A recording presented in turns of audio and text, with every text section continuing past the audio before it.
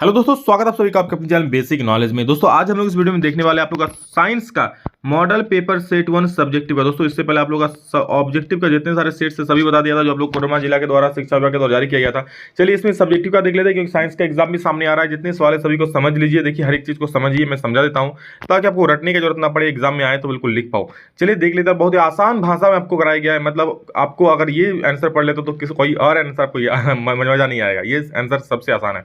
तो क्या है, एक कूलम आवेश की रचना करने वाले इलेक्ट्रॉनों की संख्या परिकलित करने बोला। एक कूलम आवेश मतलब आवेश कितना दिया है, चार्ज कितना दिया है, एक कूलम की रचना करने वाले इलेक्ट्रॉन की संख्या निकालना। तो हम लोग का फॉर्मूला होता है दोस्तों, याद रखिएगा, Q equal to N E. जहाँ पर Q इलेक्ट्रॉन पर चार्ज होता है, एन मतलब होता है नंबर की संख्या कितने इलेक्ट्रॉन है, और ए दोस्तों एक इलेक्ट्रॉन में कितना चार्ज है वो। Q मतलब कितना आवेश दिया है, एन मतलब नंबर्स, और ई मतलब एक इलेक्ट्रॉन पर कितना चार्ज है। तो वही फॉर्मूला मैंने लाया, Q equal to N E. Q चूंकि एक कूलम दिया इसलिए क्यू की जगह एक लिख दिया, और एन हमको नंबर्स निकालना चाहिए कि निकालना है कि संख्या परिकलित करना है, तो एन लिख दिए। और इलेक्ट्रॉन पर चार्ज आप लोग जानते हो क्या होता है, 1.6 इंटू 10 के पावर माइनस 19 कूलम होता है। तो मैंने उसी को लिख दिया है 10 के पावर में माइनस 19 कूलम। ठीक है, ये जो इस प्रकार है ना, ये पावर का चिन्ह दिखा रहा है। अब क्या करेंगे, एन इक्वल टू हो जाएगा दोस्तों आप लोग का 1/1.6 इंटू 10 टू पावर माइनस 19 हो जाएगा। होगा कि नहीं होगा। अब क्या करना है, इसको भाग देना आप लोग। ठीक है, इसको भाग कैसे दोगे, यहाँ पर 19 को 0 ऊपर जाएगा तो इसको हम कैसे लिख सकते हैं, ऊपर चल जाएगा तो हो जाएगा 1.6, और ये ऊपर चल जाएगा तो हो जाएगा 10 टू पावर कितना 19। एक 0 ये आ जाएगा। ठीक है, नीचे तो आप लोग का है क्या 1.6 और ऊपर होके क्या हो गया 10 टू पावर 19। ठीक है, तो आप लोग इसको ऐसे तो लिख सकते हैं 10, इसको लिख देंगे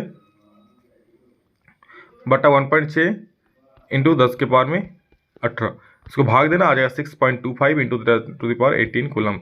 ऑप्शन नंबर ये सही हो जाएगा। ऑप्शन बोल रहे हैं, ये आंसर सब्जेक्टिव है। नेक्स्ट क्वेश्चन हम वाहनों में उत्तल दर्पण के परिदृश्य रूप में क्यों वरीयता देते हैं। बहुत आसान सवाल है। मतलब वाहनों में पीछे का दृश्य जो देखते हैं उसमें उत्तल दर्पण क्यों लगाया जाता है, ये पूछ रहा है। तो देखिए क्या है आंसर, कि उत्तल दर्पण का दृष्टि क्षेत्र बहुत अधिक होता है, जिसके कारण उत्तल दर्पण में ड्राइवर अपने पीछे के बहुत बड़े क्षेत्र को देख सकता है। साथ ही उत्तल दर्पण हमेशा सीधा प्रतिबिंब बनाता है, इसलिए इसका प्रयोग वाहनों के साइड मिरर यानी कि पीछे का दृश्य देखने के लिए किया जाता है। समझ रहे हो, इसका जो व्यूइंग एरिया होता है पीछे देखने का क्षेत्र काफी बड़ा होता है, इसलिए दोस्तों इसको साइड मिरर यानी पीछे का दृश्य देखने के लिए लगाया जाता है। साथ में ये छोटा और बड़ा सीधा प्रतिबिंब बनाता है, इसलिए भी इसको यूज किया जाता है। विस्थापन अभिक्रिया किसे कहते हैं, तो दोस्तों ऐसी अभिक्रिया जिसमें कोई अधिक अभिक्रियाशील वाला तत्व कम अभिक्रियाशील वाले तत्व को उसके विलयन से विस्थापित कर देता है, उसे विस्थापन अभिक्रिया कहते हैं। तो कैसे, आयरन है दोस्तों कॉपर से अधिक अभिक्रियाशील। अब आयरन मारेगा कॉपर को धड़ाम से, उसका CaSO4 तो ले लेगा, विस्थापित कर दिया। मतलब जो यहाँ पर कॉपर को क्या किया, कॉपर को CaSO4 के विलयन से विस्थापित कर दिया, तो हम लोग हो जाए FeSO4 प्लस Cu। समझ गए, विस्थापन अभिक्रिया हो गया। नेक्स्ट है आश्रित जल विद्युत का चालन क्यों नहीं होता जबकि वर्षा जल होता है। तो समझ लो ये जेड नहीं है, डैश है। ठीक, आश्रित जल विद्युत का चालन क्यों नहीं होता जबकि वर्षा जल होता है, ये भी क्वेश्चन ही है। चलो इसका आंसर देखते हैं आगे क्या है। देखो, आश्रित जल जो होता है ना उसमें कोई आयन नहीं होता है। आश्रित जल में कोई आयन नहीं होता, आपको पता होना चाहिए। विद्युत का चालन करने के लिए आयन की जरूरत पड़ता है। ठीक है, जबकि वर्षा जल अम्लीय होता है, इसमें आयन उपस्थित रहता है। अम्लीय है तो उसमें H+ आयन है, अब जिसमें आयन है वही तो विद्युत का चालन करेगा। इसलिए आश्रित जल दोस्तों विद्युत, आश्रित बोलो या आश्रित बोलो, बात एक ही है। इसलिए आश्रित जल विद्युत का चालन करता नहीं करता, इसलिए आश्रित जल विद्युत का चालन नहीं करता है जबकि वर्षा जल विद्युत का चालन करता है। बस हो गया सिंपल सा, क्योंकि दोस्तों वर्षा जल में आयन होता है, आश्रित जल में आयन नहीं होता है। नेक्स्ट क्वेश्चन हमारा है, हमारे आमाशय में अम्ल की भूमिका क्या है। तो देखो, हमारे आमाशय में हाइड्रोक्लोरिक अम्ल उपस्थित होता है। हमारे अम्ल कौन सा अम्ल, हमारे आमाशय में कौन सा अम्ल, हाइड्रोक्लोरिक अम्ल यानी कि HCl अम्ल हमारे आमाशय में उपस्थित है। ठीक है, यह अम्ल आमाशय में अम्लीय माध्यम का निर्माण करता है, और यह जो अम्ल होता है ना दोस्तों हमारे आमाशय में कौन सा निर्माण करता है, अम्लीय माध्यम का निर्माण करता है। क्योंकि अम्ल है तो अम्लीय माध्यम का निर्माण करेगा। इसी की मदद से एंजाइम अपना कार्य करता है। जो HCl होता है ना, इसकी मदद से एंजाइम्स अपना काम करता है। क्या काम करता है, HCl अम्ल हमारे भोजन में उपस्थित रोगाणुओं को नष्ट कर देता है। हमारे भोजन में जो रोगाणु होता है, ठीक है, उसको नष्ट कर देता है, और HCl हमारे आमाशय में भोजन को पचाने में सहायता करता है। समझ गए, क्या करता है HCl हमारे भोजन को पचाने में सहायता करता है। इसलिए आप लोग देखे होंगे ना कि कभी कभी शादी पार्टी में कभी कभी ज़्यादा खा लेते हो ना, तो HCl ज़्यादा मात्रा में निर्माण होता है पेट में, तो फिर खट्टा ढका रहने लगता है। ठीक है, मतलब जितना HCl भोजन को पचाने के लिए जितना HCl निर्माण होना चाहिए उतना नहीं हो, कि और ज़्यादा हो जाता है, क्योंकि बहुत ज़्यादा खा लेते हो शादी घर में, तब दोस्तों खट्टा ढका रहता है। फिर आपको क्षारक कुछ खाते होंगे, डाइजिन, मिल्क मैग्नीशिया, इनो, ये सब खा के फिर उसको अम्लता को कम करते हो।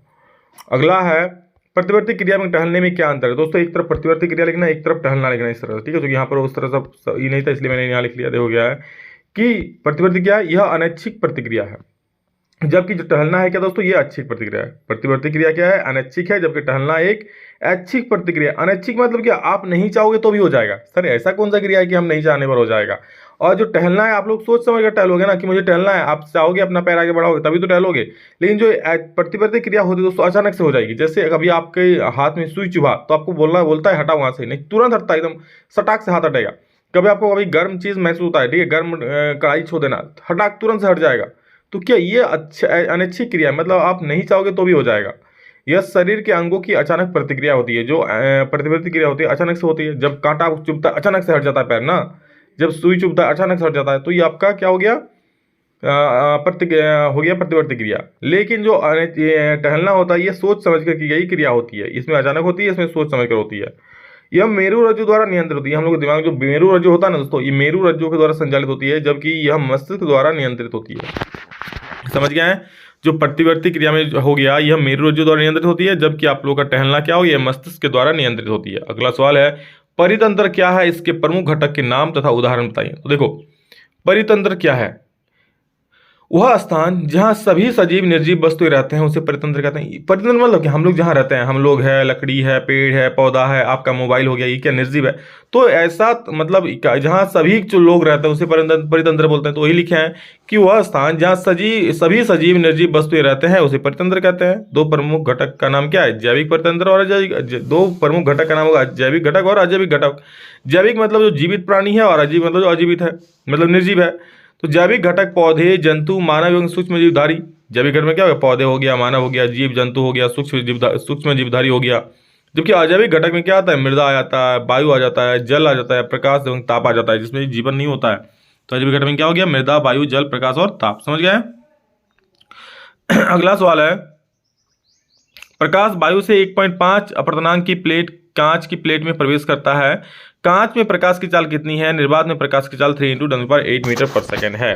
10 यहाँ 8 होगा, 8 मीटर पर सेकेंड, 10⁻³ इस प्रकार से होगा। देख लो यहाँ जो है ना, ये होगा 3 × 10⁸ इस प्रकार से होगा। तो क्या निकालना है हमको, निर्वात में प्रकाश की चाल। अपवर्तनांक दिया है तो हमको पता है अपवर्तनांक का फॉर्मूला क्या होता है, लिख लेना। अपवर्तनांक होता है निर्वात में प्रकाश की चाल बटे माध्यम में प्रकाश की चाल। तो निर्वात में प्रकाश की चाल कितना है, 3 × 10⁸ मीटर पर सेकेंड बटे माध्यम में प्रकाश की चाल किसमें, मतलब कांच में प्रकाश की चाल मैं भी मान लेता हूँ। यहाँ से भी निकल लेना, 1.5 यहाँ नीचे आ जाएगा, जो कि 3 बार में कट जाएगा। 1.5 कितना कटेगा, 2 बार में 3, तो यहाँ हो जाएगा 2 × 10⁸ मीटर पर सेकंड। समझ गए, 2 × 10⁸ मीटर पर सेकंड इसका हो जाएगा। समझ गए।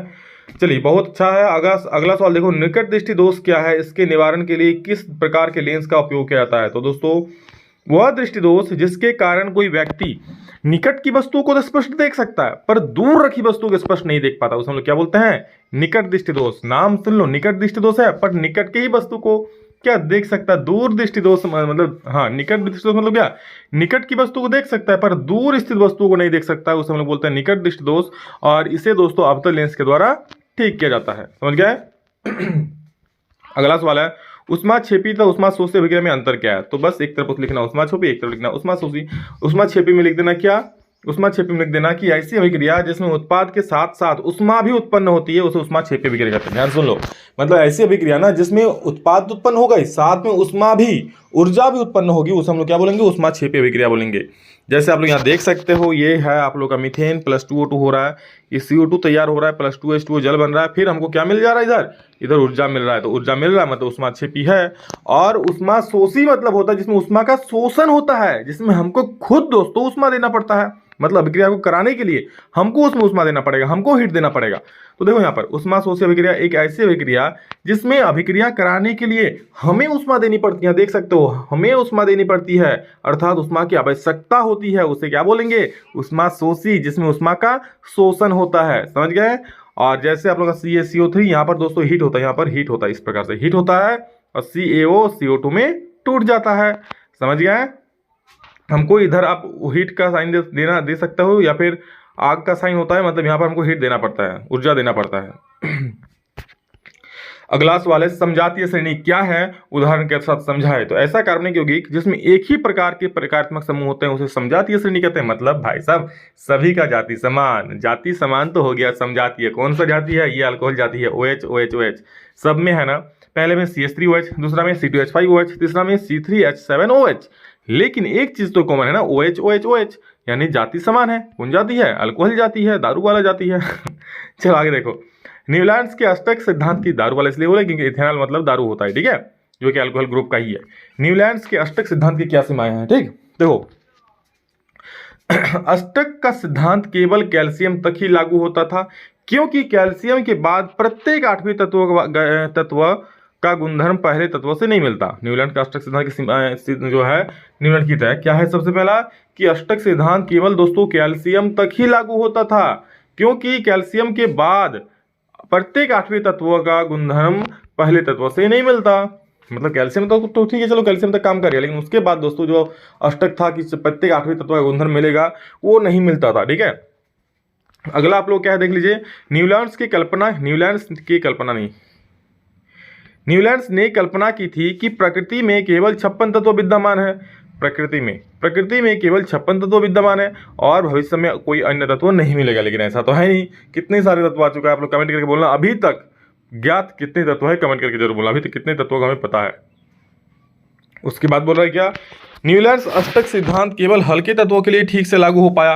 न्यूलैंड्स का दोस्तों जो अष्टक सिद्धांत था ये केवल हल्के तत्वों के लिए ही लागू हो पाया, समझ गए। न्यूलैंड्स का अष्टक सिद्धांत केवल हल्के तत्वों के लिए ही लागू हो पाया, भारी तत्वों के लिए लागू नहीं हो पाया था। अगला है स्वपोषी पोषण तथा विषमपोषी पोषण में क्या अंतर है। इतना आसान सवाल। स्वपोषी मतलब होता है वे जीव जो अपना भोजन स्वयं बनाते हैं, उसे हम लोग बोलते हैं स्वपोषी। जैसे हरे पत्ते, या फिर कह सकते हो स्वपोषी पोषण प्रकाश संश्लेषण की सहायता से होता है। और विषमपोषी पोषण क्या होता है, वे जीव जो अपने भोजन के लिए पूर्ण या आंशिक रूप से किसी अन्य पर निर्भर रहते हैं, उसे विषमपोषी पोषण कराते हैं। जैसे हम लोग मनुष्य हो गया, जीव जंतु हो गया, सारे क्या है, ये सारे विषमपोषी पोषण है। बोलेंगे सर हम लोग तो खाना खुद बनाते हो। अच्छा भैया, खाना खुद बनाते हो, कहाँ से मिलता है आपको खाना? बकरी को मार दिया, मीट खा लिया, ठीक है, सब पेड़ पौधे सब्जी तोड़ कर लाया, उसको बना लिया। खुद तो निर्माण नहीं करते हो ना, किसी और का चीज खाते हो, तो स्वपोषी हो जाते हैं हम लोग। अगला सवाल है लैंगिक एवं अलैंगिक जन्म में अंतर क्या है। तो एक तरफ लिखना लैंगिक, एक तरफ लिखना अलैंगिक, ठीक है। अरे भाई साहब तुम काहे भाग रहा है, देखो ऐसे लैंगिक लिखे तो एक तरफ लैंगिक रहने देना और एक तरफ लिखना इधर अलैंगिक, ठीक है। पॉइंट मैंने कर दिया, पॉइंट वाइज लिख देना कि लैंगिक में क्या होता है, इस क्रिया में नर और मादा दोनों की आवश्यकता होती है लैंगिक में, जबकि इस क्रिया में नर और मादा दोनों की आवश्यकता नहीं होती है। इस प्रकार का जन्म उच्च श्रेणी के जीवों में होता है, इस प्रकार का जनन निम्न श्रेणी के जीवों में होता है। लैंगिक जनन निषेचन क्रिया के बाद जीव बनना आरंभ करता है। लैंगिक जनन में निषेचन क्रिया के बाद जीव बनना आरंभ करते हैं। अलैंगिक जनन में निषेचन क्रिया नहीं होती। और एक क्या है, इस जनन द्वारा उत्पन्न संतान में नए गुण विकसित होते हैं। जो लैंगिक जनन द्वारा होता है दोस्तों, उसमें नए गुण विकसित होते हैं, जबकि अलैंगिक जनन में क्या होता है, इस जनन द्वारा उत्पन्न संतान में नए गुण विकसित नहीं आ सकते, नए गुण नहीं आ सकते हैं, समझ गए। अब दोस्तों हम लोग चलेंगे पार्ट सेक्शन सी, जो कि प्रूव है आप लोगों का, और ये 5-5 नंबर का सवाल है, काफी बढ़िया बढ़िया। देख लीजिए क्या है। सबसे पहला, श्रेणीक्रम संयोजन को परिभाषित कीजिए। 3 प्रतिरोधक R1, R2 तथा R3 को श्रेणीक्रम संयोजन के लिए समतुल्य प्रतिरोध का व्यंजक प्राप्त करें। दोस्तों श्रेणीक्रम, पास्कल और ओम्स लॉ इस चैप्टर से जरूर कर लीजिएगा, तीनों में से एक सवाल 5 नंबर में छप चुका होगा। तो देखिए क्या होता है श्रेणीक्रम, प्रतिरोधों का ऐसा संयोजन जिसमें प्रत्येक प्रतिरोध में समान धारा बहती हो, उसे श्रेणीक्रम संयोजन को बोलते हैं। यहाँ पर हम लोग क्या करेंगे, देखिए 3 प्रतिरोध ले लिए, R1, R2, R3, समझ गए। और इसको हम लोग 1 वोल्ट बैटरी से जोड़ दिए, यहाँ पर एक बैटरी से जोड़ दिए, यहाँ धारा आई जा रहा है। आप लोग आमीटर भी दिखा सकते हो, अगर आमीटर लगाना चाहते हो तो, नहीं लगाएं तो कोई दिक्कत नहीं है। क्या है हमारे पास, तो 3 प्रतिरोध R1, R2 और R3 श्रेणीक्रम में जुड़े हैं, जिसमें I विद्युत धारा प्रवाहित हो रही है, श्रेणीक्रम में जुड़े हैं, देख सकते हो। ये क्या श्रेणीक्रम में एक के बाद दूसरा, ये इसको श्रेणीक्रम बोलते हैं, समझ गए ना। जिसमें क्या धारा जा रहा है, I धारा प्रवाहित हो रहा है। आगे करेंगे क्या, देखो प्रतिरोधों के सिरों पर विभवांतर V1, V2 तथा V3 है। प्रतिरोधों का जो सिरा है दोस्तों, मतलब R1 में V1 है, R2 में V2 है, R3 में V3 विभवांतर है, ठीक है। अब क्या करते हैं, देखो ओम के नियम से हमें पता है क्या होता है, V इक्वल टू IR होता है ना। V इक्वल क्या होता है, IR। इसको मान लिया समीकरण 1। अब V इक्वल टू जब IR हो रहा है तो हमारा 3 गो V है, यानी V1, V2, V3। यहाँ देख सकते हो, सबके लिए हम लोग निकालेंगे तो V1 इक्वल टू क्या हो जाएगा, IR1 समीकरण 2, V2 इक्वल टू IR2 समीकरण 3 और V3 इक्वल टू IR3 समीकरण 4। समझ गए इतना। अब क्या करना है, कुल चूंकि हम लोग जानते हैं कुल विभवांतर कितना है, V है, इसलिए लिख सकते हैं V बराबर कितना, V1 plus V2 plus V3। ये लिख दिए, बस आप सिंपल सा वैल्यू बैठा, V इक्वल टू क्या था, IR बैठा दिए हम। V1, V2, V3 का वैल्यू कितना, IR1, IR2, IR3 हो गया, तो हम यहाँ बैठा दिए हम। देख सकते हो समीकरण 1 2 3 और 4 से सभी का वैल्यू बैठा दिए और यहाँ से सब में आई कॉमन है तो आई कॉमन ले लेना, क्या बचेगा आई आई कट जाएगा और r equal to R1 plus R2 plus R3 आपका प्रूव हो जाएगा। समझ गए? तो ये था। चलो आगे बढ़ते हैं दोस्तों, अगला सवाल देखते हैं क्या है। विद्युत मोटर क्या है, इसके बनावट एवं कार्य का वर्णन करें। तो देखो विद्युत मोटर की ऐसी युक्ति है जो विद्युत ऊर्जा को यांत्रिक ऊर्जा में परिवर्तित करता है। बहुत फेमस है, ऑब्जेक्टिव में ही पूछ सकता है कि विद्युत मोटर क्या करता है, तो ये विद्युत ऊर्जा को यांत्रिक ऊर्जा में बदल देता है। कैसे बदलता है देखो आगे सिद्धांत बोला है उसके बाद। तो विद्युत मोटर विद्युत धारा के चुंबकीय प्रभाव के सिद्धांत पर कार्य करता है। क्या होता है, विद्युत मोटर जो कार्य करता है ना, विद्युत मोटर विद्युत धारा के चुंबकीय प्रभाव के सिद्धांत पर कार्य करता है। जब धारावाही चालक को चुंबकीय क्षेत्र में रखा जाता है तो उस पर एक बल आरोपित होता है। इस बल की मदद से विद्युत ऊर्जा यांत्रिक ऊर्जा में परिवर्तित होता है। क्या बोल रहा है, जब धारावाही चालक को चुंबकीय क्षेत्र में रख देते हैं तो उस पर एक बल आरोपित होता है। इस बल की मदद से विद्युत ऊर्जा यांत्रिक ऊर्जा में परिवर्तित हो जाती है। ये देख रहे हो, यहाँ पर चुंबकीय क्षेत्र में रख दिए, ये बोला इधर दो चुंबक एक चुंबक, इसका नॉर्थ पोल है, इसका साउथ पोल है। ठीक है, अब क्या करते हैं, एक दोस्तों धारावाही चालक को यहाँ पर बीच में रख देते हैं। देखिए इसको आयताकार धारावाही चालक को, कुंडली को, जो बोलना है बोलो। अब क्या होगा, संरचना देखो कैसे बना है। सबसे पहले दो क्षेत्र चुंबक है, एक नॉर्थ पोल एक साउथ पोल। क्षेत्र चुंबक यह एक शक्तिशाली चुंबक होता है जिसे दो ध्रुव, उत्तरी ध्रुव तथा दक्षिण ध्रुव, नॉर्थ और साउथ होता है, कोई दिक्कत नहीं। आर्मेचर क्या होता है, यह एक आयताकार कुंडली होती है जिसमें तांबे का तार लपेटा हुआ होता है। यह नरम लोहे की क्रोड पर तार को लपेट करना जाता है। क्या बोल रहा है, आयताकार कुंडली होता है। ये देखो आयताकार कुंडली, ये आयताकार कुंडली है, ये नरम लोहे की बनी होती है। ठीक है, अगला है विभक्त वलय। तो विभक्त वलय अर्धवृत्ताकार वलय होते हैं जो एक वलय के दो खंड होते हैं। ठीक है, एक वलय को ऐसे वलय है, काट दिया, दो वलय हो गया तो ये विभक्त वलय हो गया। ठीक है, जो एक वलय के दो खंड होते हैं, समझ गए। आर्मेचर के सिरे विभक्त वलय से जुड़ गया, आर्मेचर का सिरा, ये देखो आर्मेचर का सिरा आके इधर एक विभक्त वलय से जुड़ गया, इधर आके एक विभक्त वलय से जुड़ गया। ठीक है, अब आगे है हम लोग का ब्रूस। B1 था, B2 ब्रूस है। B1 क्या है, B1 और B2 ब्रूस है। ब्रूस कार्बन की बनी दो पत्तियां होती है जो विभक्त वलय से जुड़ी होती है। ब्रूस क्या, कार्बन से बनी दो पत्तियां होती है जो विभक्त वलय से जुड़ी होती है। देख लो, ये विभक्त वलय है, ये आपका ब्रूस हो गया। ये वाला क्या हो गया, ब्रूस। B1 और B2 क्या है, ब्रूस हो गया। समझ गया ना। अब हम लोग करेंगे कार्यविधि। कार्यविधि क्या है, जब बैटरी से कुंडली में विद्युत धारा प्रवाहित की जाती है तो फ्लेमिंग के दाएं बाएं हाथ के नियम के अनुसार कि कुंडली की भुजा AB पर नीचे की ओर तथा भुजा CD पर ऊपर की ओर एक बल लगता है। जब दोस्तों बैटरी में विद्युत धारा प्रवाहित की जाती है, मतलब बैटरी को ऑन किया था, ठीक है, विद्युत धारा जा रहा है तो क्या होगा देखो। तो फ्लेमिंग के बाएं हाथ के नियम से कुंडली की भुजा AB तथा भुजा CD ऊपर की ओर होगी, AB नीचे हो जाएगा। अब दोस्तों ये जैसे ही घूमेगा, ठीक है, AB क्या हो जाएगा, नीचे की ओर जाएगा, जबकि CD कहाँ जाएगा, ऊपर की ओर। ठीक है, आगे क्या देखो यहाँ पर, तथा भुजा CD पर ऊपर की ओर एक बल कार्य करता है जिसके कारण कुंडली वामावर्त दिशा में घूमने लगती है। तब कुंडली के साथ उसके सिरों पर लगे विभक्त वलय भी घूमने लगते हैं। आधे घूर्णन के पश्चात विभक्त वलय अपना स्थान बदल देते हैं तथा ब्रूस के संपर्क में आ जाते हैं। अब भुजा CD पर नीचे की ओर जबकि भुजा AB पर ऊपर की ओर बल लगता है। इससे पता चलता है कि कुंडली सदैव वामावर्त दिशा में घूमेगी। दोस्तों इस पर मैं एक डिटेल वीडियो लाऊंगा आप लोग अच्छे समझने के लिए, क्योंकि 5 नंबर का सवाल है। अभी तो मैं जस्ट नोट्स दे रहा हूँ, इसको जितना समझ में आया समझ लो। मैं अलग से और एक इस पर वीडियो बनाऊंगा क्योंकि काफी महत्वपूर्ण आप लोगों के लिए। अब दोस्तों समीकरण को संतुलित करना है, देख लो।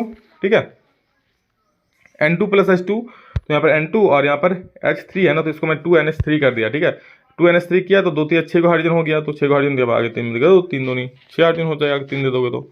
उसके बाद है BaCl2 प्लस Al2SO4 होल ट्राइस। क्या करोगे इसको, BaSO4 प्लस AlCl3 है, तो यहाँ देखो SO4 3 गो है ना, तो हाँ आगे में 3 दे देंगे, 3 SO4 हो गया। लेकिन उसके चक्कर में मेरा Ba भी 3 गो हो गया हमारा, तो Ba क्या करेंगे, आगे में 3 दे देंगे। लेकिन Ba को 3 चेक करने के चक्कर में क्लोरीन पहले 2 गो था, अब 3 दूनी 6 हो गया, तो उसको भी 6 कर देंगे। यहाँ AlCl3 है, आगे में 2 देंगे तो 2 3 6 हो जाएगा, और Al तो 2 है तो 2 मैच हो गया। आगे है इसमें क्वेश्चन क्या कि Fe plus H2O gives Fe3O4 plus H2। तो इसमें आप क्या करेंगे, देखो इधर Fe कितना है, इधर Fe सर 3 है, इधर Fe कितना है 3 है, तो इधर भी कितना कर दोगे 3 कर दोगे, 3 Fe हो गया। अब हमारा काम क्या है, देखो अब हमारा काम है, इधर ऑक्सीजन कितना है 4 है, इधर ऑक्सीजन कितना है, इधर ऑक्सीजन 2 है, सॉरी 1 ही ऑक्सीजन है, तो 4 करेंगे तो आगे 4 देना पड़ेगा, तो हम आगे में 4 दे दिए। और 4 देने के चक्कर में हमारा हाइड्रोजन हो गया 8 हो गया ना, तो हाइड्रोजन कितना हो गया 8, तो 8 करने के लिए आपको आगे में यहाँ आगे में 4 देना पड़ेगा, तो 4H2 हो जाएगा 8। समझ गए। उसी प्रकार H2O gives H2 plus O2, तो यहाँ पर हाइड्रोजन 2 गो है, यहाँ पर हाइड्रोजन 2 का ऑक्सीजन 2 को है, ठीक है, लेकिन यहाँ पर ऑप्शन 1 को है तो हम 2 करने के लिए आगे में 2 दे दिए, आगे में 2 दिए तो हाइड्रोजन हमारे 4 को हो गया, तो हम यहाँ भी 2 दे दिए आगे में, तो 2 हाइड्रोजन हो गया, 2 में 4 हाइड्रोजन, समझ गए। उसी प्रकार C6H12O6 ग्लूकोज का सूत्र है plus O2 gives CO2 plus H2O। इसको कैसे करोगे, देखो यहाँ पर कितना है, कार्बन 6 को, हाइड्रोजन 12 को, चलो हाइड्रोजन 12 है, इधर भी 12 कर देते हैं, तो इधर आपका H2O है, 2 हाइड्रोजन है तो हम आगे में देते हैं 6, तो आपका 12 हाइड्रोजन हो गया, 12 हाइड्रोजन हो गया, लेकिन ऑक्सीजन कितना हो गया, यहाँ 6 ऑक्सीजन है और यहाँ पर आपका 2 ऑक्सीजन 8, यहाँ पर ऑक्सीजन कितना है, इधर देखो 6 दूनी 12, अच्छा 18 हो गया ना, नहीं हो रहा है, सॉरी अभी 6 छोड़, अभी 6 नहीं था, अभी 2 6 8, तो मैं क्या करता हूँ यहाँ पर आगे में 6 देता हूँ, तो मेरा ऑक्सीजन कितना 6 दूनी 12 और इधर 6 18 हो गया, और इधर ऑक्सीजन के लिए 6 दूनी 12 अच्छा 18 हो गया, ठीक है, संतुलित वाला है तो 18 सारा चीज़ संतुलित हो गया, ठीक है। संतुलित कैसे करना, अगर नहीं आता कमेंट करके बोलिएगा, मैं आप लोगों को बता दूंगा। मनुष्य के श्वसन तंत्र का नामांकन चित्र बोलना है, ये देखो नामांकन चित्र बना दिए आप लोग का, बस बना लेना, नाम लिख देना, नंबर मिल जाएगा, ठीक है। चित्र तो आपको एक्सप्लेन करना, मतलब क्या बनाना पड़ेगा। लिंग निर्धारण का क्या तात्पर्य है, मानव में बच्चे का लिंग निर्धारण कैसे होता है, देखो लिंग निर्धारण एक जैविक जीव वैज्ञानिक प्रणाली है। लिंग निर्धारण क्या है, एक जीव वैज्ञानिक प्रणाली है जो किसी जीव में लैंगिक विशेषताओं के विकास को निर्धारित करती है। मानवों में लिंग का निर्धारण विशेष लिंग गुणसूत्रों के आधार पर होता है। मानव में लिंग निर्धारण क्या होता है, विशेष गुणसूत्रों के आधार पर होता है। कैसे, नर में दोस्तों XY गुणसूत्र होता है, मादा में XX गुणसूत्र होता है। इससे स्पष्ट है कि मादा के पास Y गुणसूत्र नहीं होता। बिल्कुल, मादा के पास क्या है, XX है, मतलब उसके पास Y तो है ही नहीं। जब नर मादा के संयोग से संतान उत्पन्न होती है तो मादा किसी भी अवस्था में नर शिशु को उत्पन्न करने में असमर्थ हो ही नहीं सकती, सॉरी नर शिशु को उत्पन्न करने में समर्थ हो ही नहीं सकते, ठीक है। मतलब मादा अगर चाहे कि हम बेटा को जन्म देंगे तो कभी नहीं हो सकता है, क्योंकि बेटा के लिए दोस्तों XY होना चाहिए, और जबकि मादा के पास Y है ही नहीं, XX है, ठीक है। क्योंकि नर शिशु में XY गुणसूत्र होने चाहिए। निषेचन क्रिया में यदि पुरुष का X लिंग गुणसूत्र स्त्री के X से मिलता है, गुणसूत्र से मिलता है, तो क्या बनेगा, XX बन जाएगा, अतः संतान लड़की के रूप में होगी। और अगर दोस्तों Y होगा, लड़का अगर Y दे दिया और लड़की से तो X ही मिलेगा ना, क्योंकि उसका XX है, तो गुणसूत्र मिलकर XY हो जाएगा, तो लड़के का जन्म होगा। समझ गए। मेनली बात क्या है, लड़के के पास दोस्तों होता है XY और लड़की के पास होता है XX। लड़का कब बनता है, जब XY होता है तब लड़का बनता है, जब XX मिलता है तो लड़की होती है। तो मान लीजिए पुरुष क्या देता है, पुरुष अपना X देता है और लड़की भी अपना X देता है, तो XX हो जाएगा, तो लड़की बन जाएगी। लेकिन पुरुष अपना अगर Y देता है और लड़की तो X ही देगी और कुछ दे नहीं सकती है, ये अपना X तो XY हो जाएगा, तो ये लड़का हो जाएगा। तो इस प्रकार से दोस्तों जन्म होता है, समझ गए। तो ये सेट 1 खत्म हो गया। अगर बाकी सेट्स चाहते हो तो कमेंट करना, ज्यादा से ज्यादा शेयर करना, इसी प्रकार का आसान भाषा में समझने के लिए एक बार देखोगे और खुद भी अगर पढ़ोगे तो भी समझ जाओगे, ठीक है। चलिए दोस्तों, लव यू ऑल। इसका सारा PDF में टेलीग्राम में, सॉरी हमारे टॉपर ऐप में दे दूंगा, वहां से आप लोग डाउनलोड कर सकते हो। चलिए love you all, thank you, love you, फिर नेक्स्ट वीडियो में जल्द मिलेंगे, तो जय हिंद, वंदे मातरम।